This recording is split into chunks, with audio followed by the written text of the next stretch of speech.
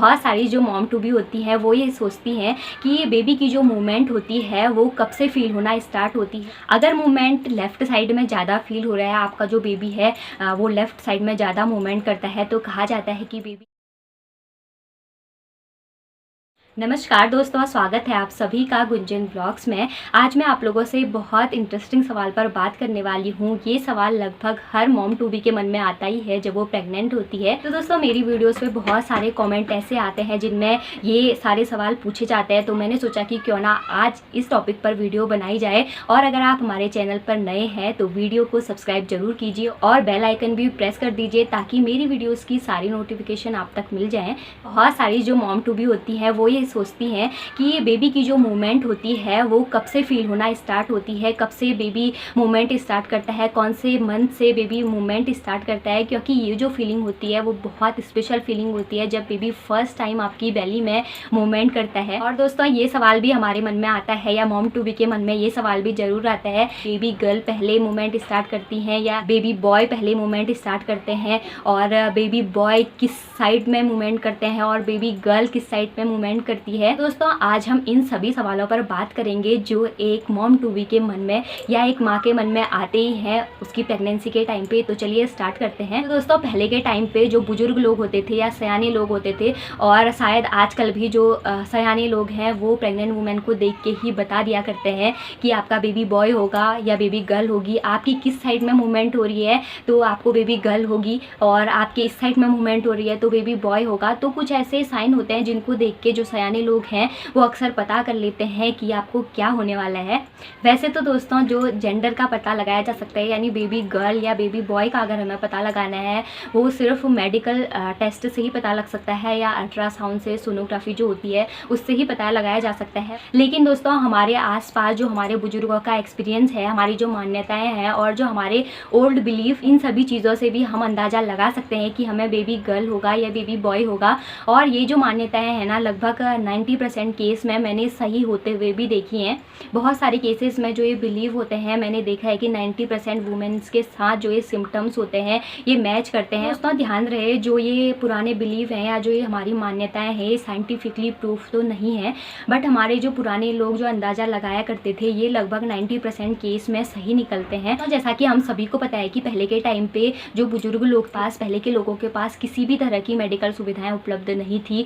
किसी भी तरह की जो आजकल जांचें होती हैं या बच्चे का जो जेंडर पता करने के लिए भी जो जांचें होती हैं, हालांकि ये इंडिया में तो अलाउड नहीं है कि आप बच्चे का लिंग जान सकें, बट ये चीज़ें ना मतलब डॉक्टर को तो पता हो ही जाती हैं कि क्या होने वाला है, भले ही बताया नहीं जाता है पेरेंट्स को।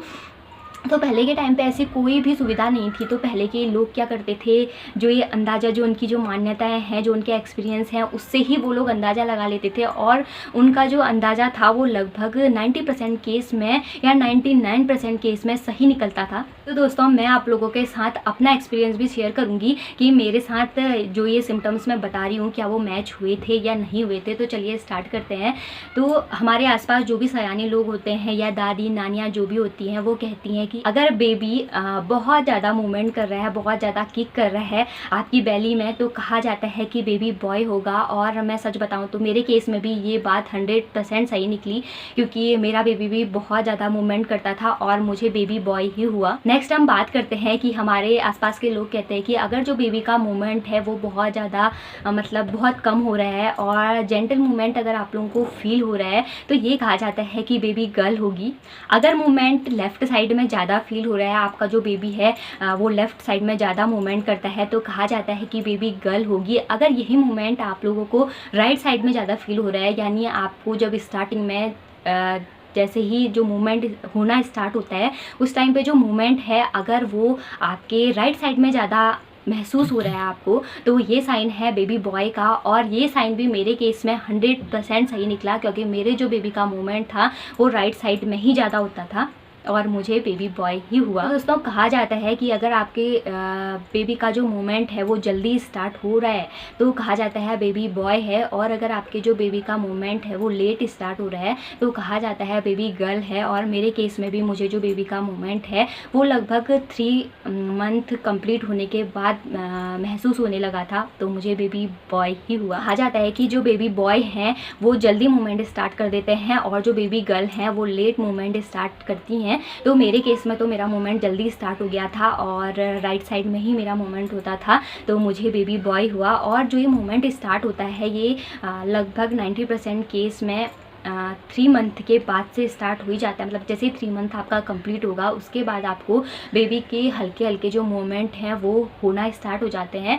और अगर किसी को लेट भी स्टार्ट होते हैं तो लगभग 5th मंथ तक आपको जो बेबी के मूवमेंट हैं वो फील होना स्टार्ट हो जाते हैं। अगर 5th मंथ तक आपके जो बेबी की मूवमेंट है वो अगर फील होना स्टार्ट हो जा रही है तब ये तो बहुत अच्छी बात है। और अगर किसी कारणवश अगर आपकी बेबी की जो मूवमेंट है वो 5th मंथ आपका एंड हो गया है तब तक भी आपको अगर अपनी बेबी की मूवमेंट नहीं फील हो रही है तो आप लोगों को अपने डॉक्टर से ज़रूर मिलना चाहिए, अपनी गाइनो से ज़रूर मिलिए और वो जो भी बताएंगे आप उन चीज़ों को फॉलो ज़रूर कीजिए। तो बहुत सारे लोग मुझे कमेंट करते हैं कि हम में ये साइन थे बट हमें इसके जैसे हम में बेबी बॉय के साइन थे पर हमें बेबी गर्ल हुई, या हमें गर्ल के साइन थे हमें बॉय हुआ। तो यही है 100% तो ये चीज़ें अंदाज़ा जो है ये सही नहीं निकलता है, ये साइंटिफिकली तो प्रूफ नहीं है बट बहुत सारे केसेस में मैंने देखा है कि ये सही भी निकलता है। और जो मेरे सिम्टम्स थे ना मैं उन्हें और जो लेडीज़ हैं या जिनको बेबी बॉय हुआ मैं उनके साथ उसको कंपेयर करती हूँ तो वो लोग भी बोलते हैं कि हमारा जो मोमेंट था वो